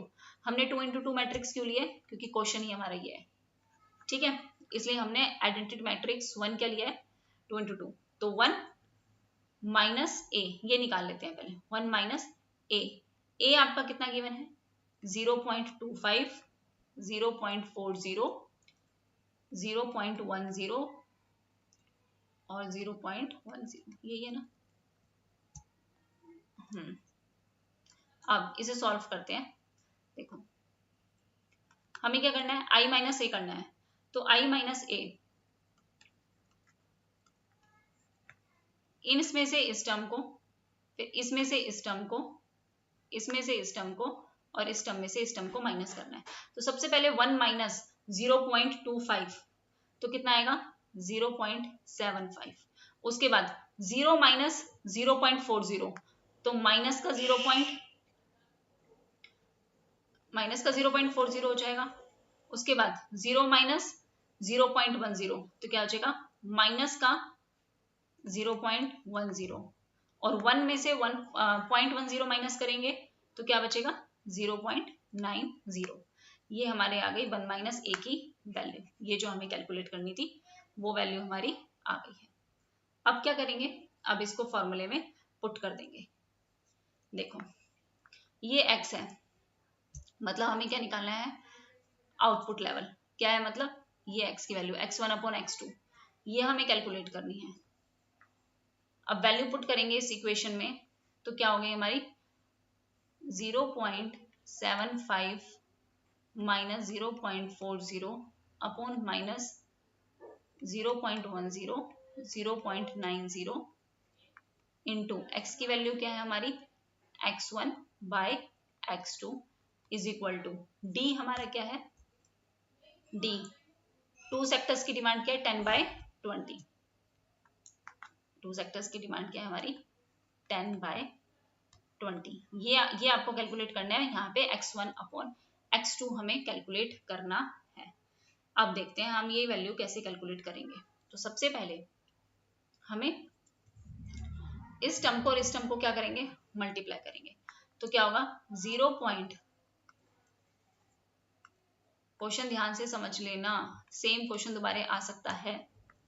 देखो सबसे पहली इक्वेशन, दो इक्वेशन है। फर्स्ट इक्वेशन हमारी क्या है 0.5 x1 माइनस 0.40 x2, ये किसके बराबर है, ये हमारा किसके बराबर है 10 के बराबर है। दूसरी इक्वेशन क्या है माइनस 0.10 x1 प्लस 0.90 x2, ये किसके बराबर है, ये बराबर है 20 के बराबर। तो ये आपकी फर्स्ट इक्वेशन है, ये आपकी सेकेंड इक्वेशन है। ठीक है, अब हम करेंगे सेकेंड इक्वेशन सॉल्व। किसके लिए, हम xi की वैल्यू निकालेंगे और उस xi की वैल्यू को निकाल के इस वैल्यू में क्या करेंगे, पुट करेंगे।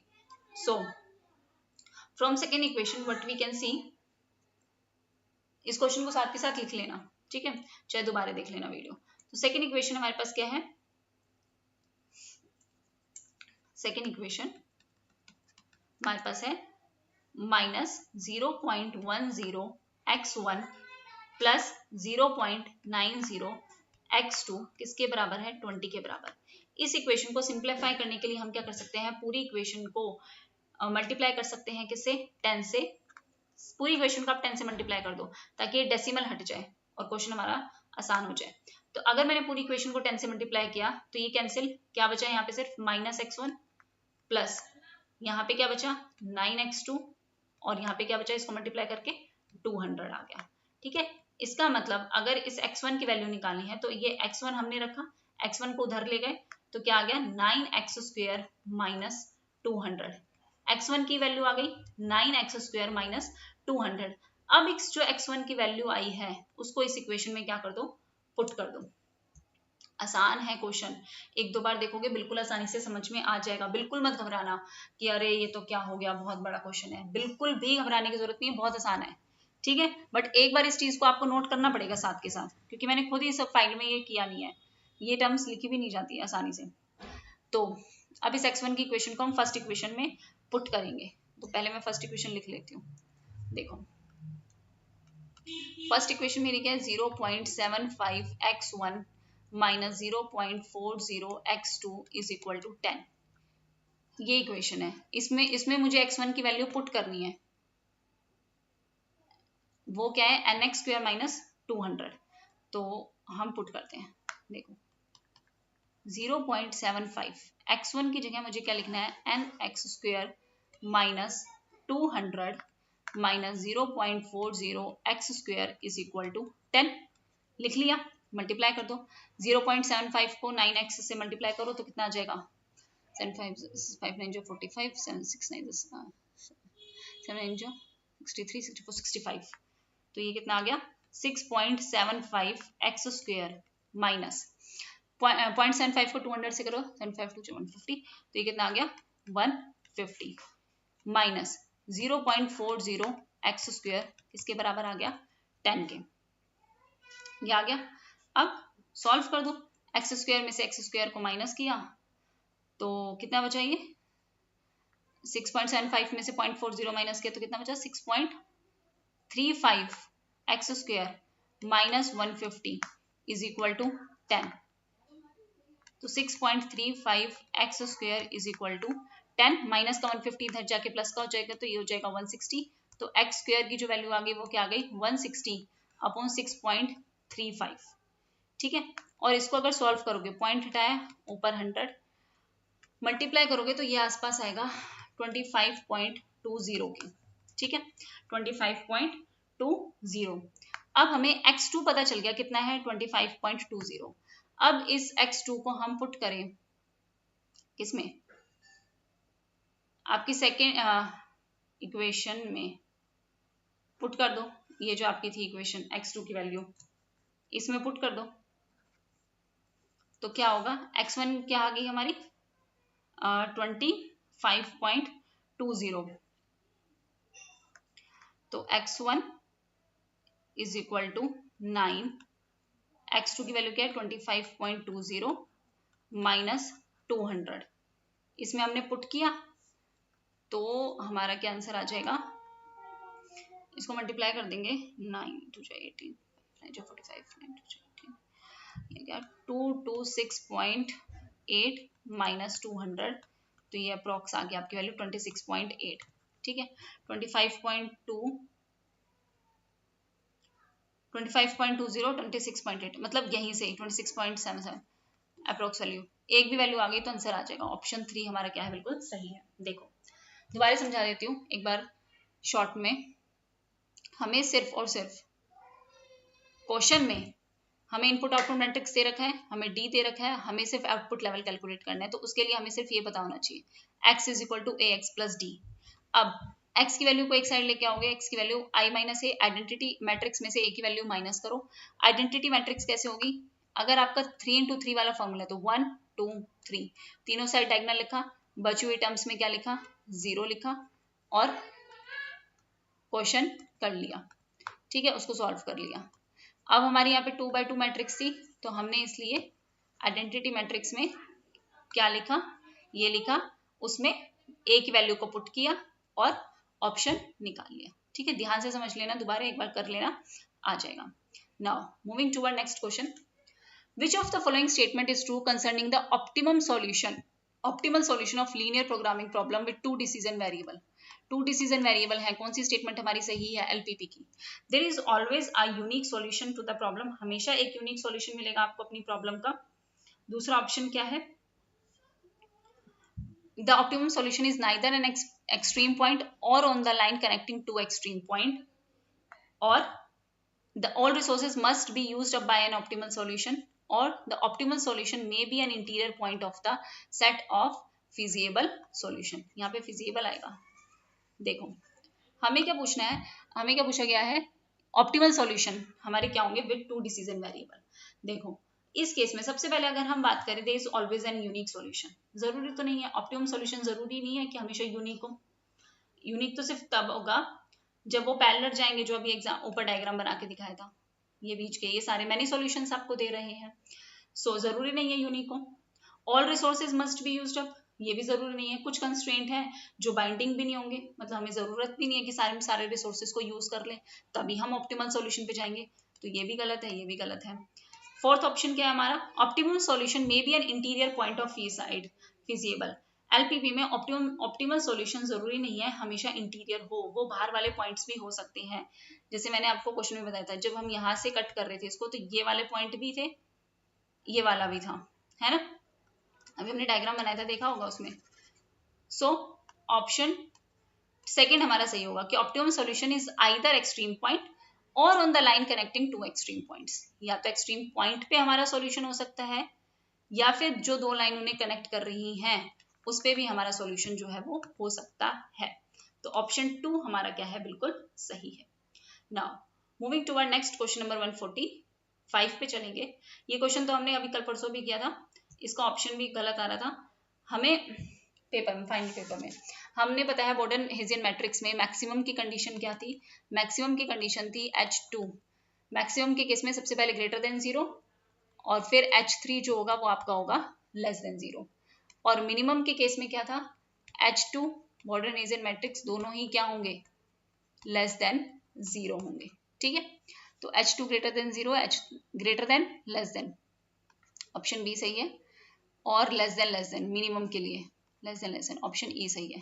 तो बी और ई हमारे क्या है? सही है। मिनिमम के लिए लेस देन तो फिर ये भी सही होगा, डी भी सही होगा, है ना। बट ऑप्शन गलत लिए गए थे, फाइनल आंसर की में ऑप्शन नंबर 4 को ही सही माना है। ठीक है, now moving to our next question number 146। ये क्वेश्चन भी बहुत अच्छा है। गिवन ए आपको गिवन है 204131 और बी आपको गिवन है 4, 5 और 0। हमें बताना है कि कौन सी स्टेटमेंट आपकी सही है। अब देखो, सबसे पहले अगर हम बात करें इस इक्वेशन की, तो ये आपका क्या है? 2 इंटू 3, रो इंटू कॉलम करते हैं, रो 2 है, 3 कॉलम है, और आपके जो बी मैट्रिक्स है वो क्या है? 1 इंटू 3, है ना। रो इंटू कॉलम, एक रो और 3 आपकी क्या है? कॉलम है। देखो, सबसे पहले अगर हम बात करें कि आपको, मैं डिफाइन और नॉट डिफाइन का मतलब बता देती हूँ। डिफाइन और नॉट डिफाइन का मतलब क्या होता है कि आपको जो इक्वेशन दी गई है, जो आपको रो और कॉलम दिए गए हैं, जैसे फॉर एग्जांपल ये ए और बी आपको गिवन है, तो ए में जो आपकी रो इंटू कॉलम है, मान लो m इंटू एन, और बी में आपकी जो रो इंटू कॉलम है, मान लो n इंटू पी, इसमें आपकी जो है row into column, row into column, इसका मतलब number of column first matrix में इक्वल होनी चाहिए number of row second matrix की। फर्स्ट मैट्रिक्स की लिख देती हूं मैं, ये देखो, नंबर ऑफ कॉलम और in first matrix is equal to number of row in second matrix. अगर ये कंडीशन फुलफिल हो जाती है तो वो आपका डिफाइन होगा। जैसे मान लो ये आपको दे रखा है 2 इंटू 3 और ये क्या दे रखा है? 1 इंटू 3। ये आपको क्वेश्चन में दे रखा है 2 इंटू 3 और 1 इंटू 3, ये आपको दे रखा है ए और बी का। तो अब आपको बताना है, वैसे अगर हम सिर्फ ए बी देखें तो ए बी आपका जो है क्या वो डिफाइंड है? ए बी आपका डिफाइंड है या बी ए आपका डिफाइंड है? ए बी आपका डिफाइन नहीं है ना, डिफाइन नहीं है ना, क्योंकि इसका कॉलम और इसकी जो रो है वो बराबर होनी चाहिए, जो कि नहीं है। तो A B is not defined, ये आपका ऑप्शन जो है वो सही है। तो क्या ये डिफाइन होगा? अपोजिट कर दो, अपोजिट करके देखना, बी और ए कर दो, तो ए भी डिफाइन नहीं है, बी ए भी डिफाइन नहीं है, क्योंकि मैट्रिक्स बी जैसे मान लो 1 इंटू 3 है और ये क्या है? 2 इंटू 3 है, तो ये और ये बराबर आना चाहिए। फर्स्ट मैट्रिक्स की कॉलम और सेकंड मैट्रिक्स की रो बराबर आनी चाहिए। तो बी और ए डिफाइन है? नहीं है, तो ये गलत हो गया, इट इज नॉट डिफाइन। अगर ये होता तो सही होता, तो डी गलत हो गया। अब हम ट्रांसपोज का क्वेश्चन करते हैं। देखो, सबसे पहले ये चीज आप नोट कर लेना कि मैट्रिक्स में नंबर ऑफ कॉलम फर्स्ट की और नंबर ऑफ रो सेकंड की अगर ये दोनों बराबर आती हैं तो वो इक्वेशन आपकी क्या होगी? डिफाइन होगी। मतलब आप उसका मैट्रिक्स निकाल सकते हो, सॉल्व कर सकते हो, इसका मतलब ये है, वरना आप सॉल्व नहीं कर पाओगे। ठीक है, अब हम ट्रांसपोज का देखते हैं। अगर मैंने याद हो तो मैंने आपको पहली दूसरी क्लास से बताते आ रही हूँ कि ट्रांसपोज का मतलब क्या होता है। ट्रांसपोज का मतलब होता है रो को कॉलम में चेंज करना, कॉलम को रो में चेंज करना, यही ट्रांसपोज है। अब सबसे पहले हमें क्वेश्चन में क्या बोला गया है कि अगर आप ए बी ट्रांसपोज निकालते हो तो वो आपका कितना आना चाहिए? 8/9, बाय तो है नहीं ना, 8/19 आना चाहिए, ये बोला गया है। तो निकालते हैं बी का ट्रांसपोज। अगर मैं निकालती हूं तो मुझे इसका मतलब इस इक्वेशन को कैसे लिखना पड़ेगा? ऐसे लिखना पड़ेगा, इस फॉर्म में लिखना पड़ेगा। और इसका साइज क्या बन गया? 3 इंटू 1, 3 रो और एक कॉलम बन गई। अब ए हमें क्या गिवन है, ए हमें गिवन है 2 इंटू 3 और बी ट्रांसपोज हमें कितना गिवन है 3 इंटू 1।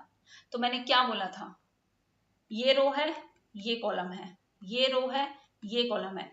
फर्स्ट मैट्रिक्स का कॉलम सेकंड मैट्रिक्स के रो के अगर बराबर आ जाए तो ये दोनों बराबर है, तो इसका मतलब ये जो है वो सॉल्व हो सकता है। इसका मतलब ये क्या है, ये डिफाइन है। तो ये आपका ऑप्शन क्या है, बिल्कुल सही है, ए बी ट्रांसपोज। जब आप इसको सॉल्व करोगे तो क्या आएगा 8/19। सॉल्व करके दिखाऊं, देखो अभी तो मैंने सिर्फ बताया है, पेपर में ना आए ना, क्योंकि यहाँ पे अगर डिफाइन करने को बोलता ना, ए बी ट्रांसपोज डिफाइन है, ऑप्शन बी आपका सही होगा। लेकिन आपको एग्जैक्ट आंसर पूछे कि एग्जैक्ट आंसर ऐसे आएगा कि ऐसे आएगा। तो देखो क्वेश्चन में क्या रखे है, ए हमें क्या दे रखा है 204131 है ना। देखो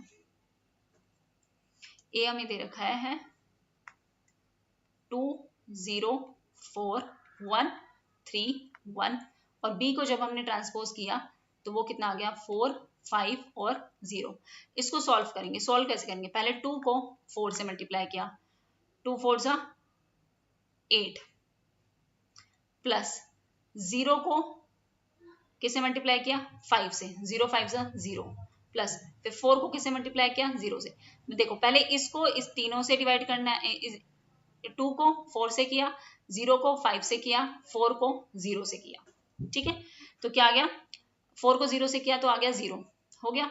अब नीचे वाली वैल्यू को 1 को किससे किया 4 से किया, 1 को 4 से किया तो 4 प्लस 3 को किससे किया 5 से, 3 5 जा 15 प्लस 1 को किससे किया 0 से, तो क्या आ गया 0। सॉल्व करो, 8 प्लस 0 प्लस 0 8, 15 प्लस 4 19, तो ये क्या हो गया 8/19 आंसर। ए बी ट्रांसपोज मतलब सॉल्व हो सकता है, इसी को कहते हैं हम डिफाइन है ये। तो 8/19 ऑप्शन ए आपका सही है, ऑप्शन बी सही है, ऑप्शन सी सही है। तो इसके अकॉर्डिंग आपका एग्जैक्ट आंसर क्या आएगा, ए बी और सी। और अगर हम ई निकालें तो बी ए ट्रांसपोज करे तो बी ए ट्रांसपोज अब आप करोगे, कैसे करोगे, आंसर सही होगा बी ए ट्रांसपोज करेंगे तो हमारा आंसर 8 और 19 ही आएगा। लेकिन उसको सॉल्व कैसे करेंगे, देखो बी क्या है 4 5 और 0 ऐसे दे रखा था, उसको ट्रांसपोज करके हमने 4 5 0 किया। ए को हमें क्या दे रखा है 204, ये ऐसे है तो हम इसको लिखेंगे 204, 131 ऐसे है तो 131। अब इसको करेंगे सॉल्व, सॉल्व करके मैं बता देती हूँ। देखो पहले 4 को करेंगे 2 से 8 प्लस 5 को करेंगे किससे 0 से 0 प्लस 0 को करेंगे 4 से 0, ठीक है। अब दूसरी लाइन क्या बनेगी आपकी, फिर 4 को करेंगे, क्योंकि ये एक ही लाइन में ना, अगर ये यहाँ पे जैसे सेकंड लाइन में होता तो हम इसके नीचे लिखते, लेकिन ये क्या है इसी वाली लाइन को, इसी वाली लाइन को आपको किससे करना है, यहाँ पे 4 और 1 था ना, इसी वाली लाइन को आपको पहले इससे करना है, फिर इसी लाइन को आपको इससे करना है। तो कोमा 4 को करेंगे 1 से तो 4 प्लस 5 को करेंगे 3 से 15 प्लस 0 को करेंगे 1 से 0, तो कितना आ गया 8 15 प्लस 4 19, सही है, ये भी मैंने कर ही दिया। चलो A B C E, A B C E option 2 हमारा क्या है, बिल्कुल सही है। नाउ अब चलते हैं हम नेक्स्ट क्वेश्चन पे, क्वेश्चन नंबर 147। देखो आसान सा है, 6 number of fair dice are rolled simultaneously, 6 fair dice हमने घुमाए हैं। What is the probability of each face shows up with a different number, क्या प्रोबेबिलिटी है कि हर एक फेस अलग नंबर ही शो करेगा। हमें पता है टोटल कितने होते हैं 1 2 3 4 5 6, 6 नंबर होते हैं हमारे एक डाइस में, गेस। तो टोटल आउटकम हमारे कितने आ सकते हैं, टोटल आउटकम हमारे क्या होंगे 6 की पावर 6, हमने 6 बार रोल किया है। और फेवरेबल आउटकम हमें कितने चाहिए, हमें ये बोला गया है फेवरेबल आउटकम में कि हम जितनी बार भी उसको रोल करें तो हमारा क्या होना चाहिए, हर बार अलग नंबर आना चाहिए। 1 2 3 4 एग्जैक्टली 1 2 3 4 5 और 6 एक ही बार आना चाहिए। तो फेवरेबल आउटकम हमारे कितने हो गए 6 फैक्टोरियल, तो favourable outcome upon total outcome, तो 6 फैक्टोरियल अपॉन 6 की पावर 6, ऑप्शन थर्ड हमारा क्या होगा, बिल्कुल सही होगा। Now moving toward next question, आसान सा है नेक्स्ट क्वेश्चन तुम्हारा 148. In a two variable regression, the dependent and independent variable हमें दे रखा है y and x respectively. The coefficient of correlation x and y क्या होगा? Coefficient of correlation बस इसको स्क्वायर कर दो, 0.8 का स्क्वायर कितना आ गया? 8 64, 64% of variation in y explained by x. बहुत बार आ चुका है क्वेश्चन, आसान सा है. Now moving toward next question. ऐसे आलतू फालतू क्वेश्चन में ज्यादा टाइम वेस्ट करना नहीं चाहिए. ये भी आसान है. Simple random sampling, systematic sampling, quota sampling, stratified random sampling. जब हमने सबसे पहली क्लास की थी तो उसमें ना फार्मर का एग्जांपल था, तो उसका आंसर था स्ट्रेटिफाइड रैंडम सैम्पलिंग. याद है? सेम वही है. तो सबसे पहले अगर हम सिंपल रैंडम सैम्पलिंग की बात करें तो सिंपल रैंडम सैम्पलिंग का मतलब क्या है? Equal probability of selection for each item in all trials. हर एक उसकी क्या होनी चाहिए? प्रोबेबिलिटी इक्वल होनी चाहिए. सिस्टमैटिक सैम्पलिंग का मतलब क्या है कि हम पहले को तो सिस्टमैटिक से चूज करेंगे, जो रैंडम सिलेक्शन फर्स्ट यूनिट का होगा, और उसके बाद बाकी सारा उसी सिस्टम से. ठीक है. पहले अगर हम 2 के मल्टीपल देख रहे हैं तो हमने 2 चूज किया, 2 के बाद 4, फिर 6, फिर 8 ऐसे. ठीक है. उसके बाद कोटा सैम्पलिंग का मतलब क्या होता है? कोटा सैम्पलिंग ये one of the non probability sampling है. ठीक है. स्ट्रेटिफाइड रैंडम सैम्पलिंग में क्या करते हैं? हर एक स्ट्राटा में से हम रैंडमली फिर चूज करते हैं. जैसे हमने मार्जिनल, स्मॉल और लार्ज फार्मर्स का बनाया था अलग अलग ग्रुप, फिर उस स्ट्राटा, ये तीनों स्ट्राटा बना लिए, तीनों ग्रुप बना लिए, फिर उसमें से चूज किया, तो वो क्या हो गया आपका? Stratified random sampling. तो ए का क्या है? 4th, बी का क्या है? 3rd, सी का क्या है? 1 और डी का क्या है? 2. 4 3 1 2 ऐसे क्वेश्चन तो गलत होने ही नहीं चाहिए, बहुत आसान होते हैं. Option A. Now moving toward next question. वाह, ये भी आसान सा है.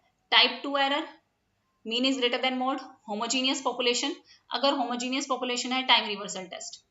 देखो टाइम रिवर्सल, मैंने बोला था 0 को बेस ईयर लेते हैं और 1 को क्या लेते हैं? करंट ईयर लेते हैं, और टाइम को रिवर्स करना है.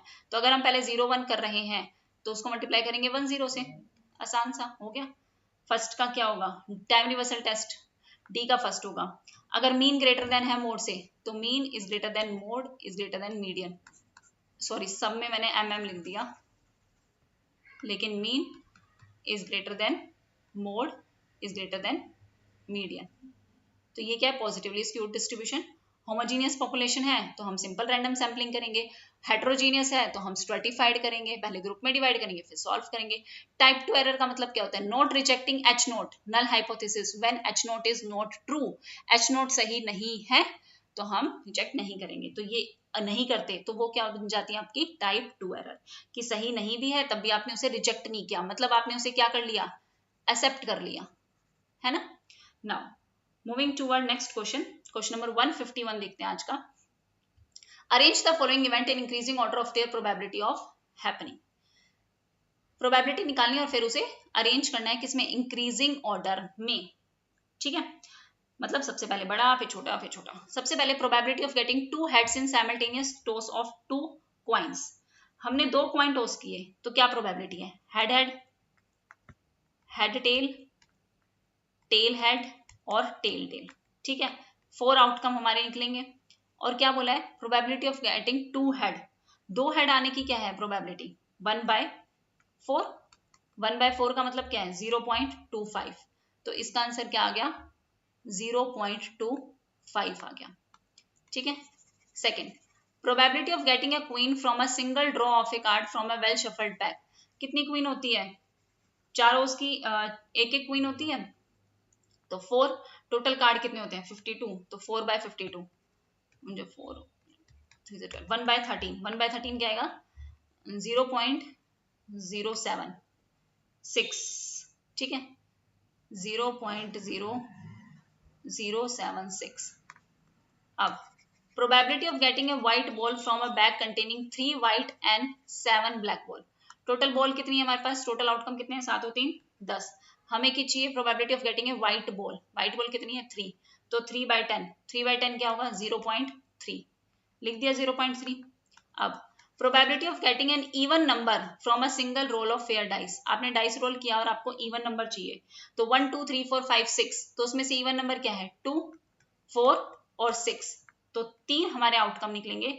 टोटल कितने हैं? टोटल आउटकम कितने हैं? 6. तो 3 1 3, 3 2 6. तो कितना आ गया? 0.5. 0.5. तो हमें इंक्रीजिंग ऑर्डर में अरेंज करना है. तो सबसे पहले सबसे छोटा क्या है? 0.76. Option B. ऑप्शन बी के बाद क्या आएगा 0.25, ऑप्शन ए, उसके बाद क्या आएगा 0.3, ऑप्शन सी, उसके बाद 0.5, ऑप्शन डी PACD। ऑप्शन 4 क्या है आपका, बिल्कुल सही है। नेक्स्ट क्वेश्चन हम देखते हैं। Consider the following equation according to the order condition. The first equation is exact identified, over, under। ये क्वेश्चन करोगे आप सॉल्व, क्योंकि मैंने स्टार्टिंग में ही बता दिया था कि अगर ऐसे कोई भी क्वेश्चन आएगा, और ये हर पेपर में ऐसा क्वेश्चन आता है, और मैं ऑलरेडी आपको समझा चुकी हूँ कि आपको सबसे पहले क्या करना है, टोटल वेरिएबल देखने हैं सारी इक्वेशन में, तीनों इक्वेशन में। उसके बाद हमें जिसका भी निकालना है, फर्स्ट इक्वेशन का निकालना है, तो फर्स्ट इक्वेशन के वेरिएबल में से माइनस करना है। उसके बाद g-1, g का मतलब टोटल इक्वेशन 3 - 1 कितना आ गया 2। इधर आप सॉल्व करो और बताओ कि अंडर है, ओवर है या जस्ट है। आंसर बताओगे, इतने क्वेश्चन सॉल्व कर दिए, इतने तो कर सकते हो, वो भी सेम एक जैसे क्वेश्चन दिए। Now unit root test, question number 153। The unit root test for time series is based on the null hypothesis. That is, a null hypothesis that the time series under consideration is stationary, non-stationary, strictly stationary या फिर weak stationary। अब क्या बताया था मैंने कि stationary है, और अगर नॉन स्टेशनरी है तो मतलब एक कंडीशन सेटिस्फाई नहीं हो रही। तो यहाँ पे क्या बोल रहे हैं, यूनिट रूट टेस्ट, जैसे कि यूनिट रूट टेस्ट का एक एग्जांपल ले लेते हैं, ADF कल किया था, ऑगमेंटेड डिकी फुलर टेस्ट। वो यूज किया जाता है कब, जब हमारा जो टाइम सीरीज है वो क्या हो, नॉन स्टेशनरी। कल भी हमने ये क्वेश्चन किया था, और उसमें हमारा टेस्ट का नाम पूछा था, जो हमने लिखा था ऑगमेंटेड डिकी फुलर टेस्ट। तो ये टेस्ट कब किया जाता है, जब आपका जो सीरीज है, टाइम सीरीज है, वो आपकी क्या हो, नॉन स्टेशनरी। तो ऑप्शन 2 हमारा क्या है, बिल्कुल सही है। Now moving to our next question, question number 154। If a variable has m categories, we can run the regression. ध्यान रखना कि हमारे पास टोटल कैटेगरी m है। रिग्रेशन एनालिसिस में जब हम कैटेगोरियल वेरिएबल देखते हैं और उसमें m कैटेगरीज हैं, कैटेगरीज में देखते हैं, तो हम डमी वेरिएबल ट्रैप को अवॉइड कर देते हैं, ठीक है। और हम क्या करते हैं, m-1 dummy variable along with एक इंटरसेप्ट टर्म, उसको यूज करते हैं। तो m-1 dummy variable and an intercept term, option 1 हमारा क्या है, बिल्कुल सही है, ठीक है। अब चलते हैं हम नेक्स्ट क्वेश्चन पे, क्वेश्चन नंबर 155, टेस्ट से रिलेटेड है। Granger test, Durbin Watson, Farrar Glauber और ग्लेजर। ग्रेंजर टेस्ट हमने किया था सबसे फर्स्ट वाली क्लास में भी, causality. Durbin Watson, auto correlation. Farrar Glauber test, multicollinearity. Glejser test, heteroscedasticity. याद रहेगा, तो ए का 4, बी का 3, सी का 1 और डी का 2, ये सारे टेस्ट एज इट इज याद कर लेना, ठीक है। आता है ये क्वेश्चन, मैं हर क्लास में बताती हूँ, और हर क्लास में 3 से 4 क्वेश्चन होते हैं same. Now moving to our next, question number 156 देखते हैं आज हम। Generalize least square method of estimation can be used in following cases. कौन से केसेस में हम JLS का यूज करते हैं, तो जनरलाइज लीस्ट स्क्वायर मेथड का यूज हम सिर्फ और सिर्फ 2 सिचुएशन में करेंगे, ठीक है। Auto correlated, multi कोरिलेटी, हेट्रोसिडास्टिसिटी, overfitted model है या इनकरेक्ट फंक्शनल फॉर्म है। कल मैंने बताया भी था, मैंने आपको पूरा वो बताया था कि इस सिचुएशन में ये करेंगे, ड्रॉप करेंगे किस सिचुएशन में लेंगे। तो हम जनरलाइज लीस्ट स्क्वायर मेथड का यूज सिर्फ 2 ही सिचुएशन में करते हैं। एक तो हम करते हैं ऑटो कोरिलेटेड डिस्टर्बेंसेस में, और एक हेट्रोसिडास्टिसिटी डिस्टर्बेंस में। तो इसके अकॉर्डिंग ऑप्शन ए और सी सिर्फ यही हमारे क्या होंगे, बिल्कुल सही होंगे। मल्टीकोलिनियरिटी GLS नहीं बताएगा, ये हम अगर हम इसमें यूज करेंगे रिज्ड रिग्रेशन का, मल्टीकोलिनियरिटी में, ठीक है। ओवरफिटेड मॉडल में भी हम GLS का यूज नहीं करते। इनकरेक्ट फंक्शन फॉर्म में भी हमें मॉडल स्पेसिफिकेशन चाहिए इसमें कि कौन सी स्पेसिफिकेशन है, तब पता चलेगा। तो जनरलाइज लीस्ट स्क्वायर में हम सिर्फ ऑटो कोरिलेशन और मल्टीकोलिनियरिटी का ही यूज करते हैं। Now moving to our next question number 157, आज का लास्ट क्वेश्चन है ये। Unit root test, contingency test, regression test और ऑटो कोरिलेशन। तो सबसे पहले यूनिट रूट टेस्ट क्या हमारा, Durbin Watson, sorry unit root test stationarity, अभी देखा है हमने। यूनिट रूट टेस्ट किससे रिलेटेड है, स्टेशनैरिटी। और हमने यूनिट रूट टेस्ट अभी किया था जिसमें हमने देखा था, तो नॉन स्टेशनरी आंसर था, क्वेश्चन अलग था वो, बट यही बात है कि उसमें यूनिट स्टेशनरी या नॉन स्टेशनरी कौन सा करेंगे। कंटिजेंसी टेबल के लिए स्टूडेंट टी टेस्ट का यूज करते हैं या काई स्क्वायर का यूज करते हैं, कंफ्यूजन होगी मुझे खुद। यूनिट रूट टेस्ट के लिए हमारा कौन सा है, स्टेशनैरिटी। कंटीजेंसी टेबल के लिए होता है हमारा chi square test. Regression coefficient में होता है हमारा स्टूडेंट टी टेस्ट और auto correlation Durbin Watson test. तो इसके अकॉर्डिंग ए का हमारा क्या है थर्ड, बी का क्या है फोर्थ, सी का क्या है सेकेंड और डी का क्या है 1, 3 4 2 1। यस, ऑप्शन 2 हमारा क्या है बिल्कुल सही है। तो आज के हमारे सारे मैथमेटिकल के क्वेश्चंस जो हैं वो कंप्लीट हो गए हैं। मुझे सिर्फ आपसे एक चीज चाहिए कि प्लीज इस वीडियो को ज्यादा से ज्यादा शेयर करना, उसी हिसाब से मैं समझूंगी कि कितने ज्यादा डिमांड है आगे मैराथन की या फिर नहीं है। So thank you very much everyone, take care, bye bye. अच्छे से पढ़ना, ये सारे क्वेश्चंस भी कर लोगे तो मैथमेटिकल में तो तुम्हारे नंबर नहीं कटेंगे, ठीक है, ये गारंटी है। Okay, so take care everyone, bye bye, अच्छे से तैयारी करो।